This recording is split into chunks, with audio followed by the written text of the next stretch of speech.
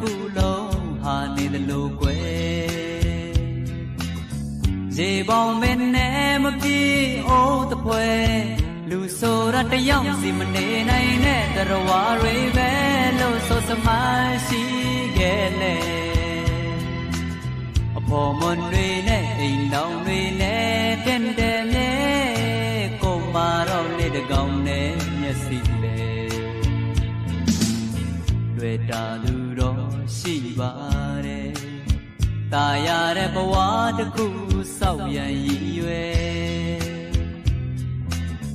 ဒါပေမဲ့မဖြစ်ခဲ့ဘူးကွယ်တစ်ချိန်ငိမ်တော့တနေ့ရတော့တစ်စုံတစ်ခုတော့အကြောင်းနဲ့ပြဲသွားမြဲမယုံကြည်နိုင်လောက်အောင်အခြေအနေတွေတိုက်ဆိုင်တော့ကွယ်နောက်တစ်ခါ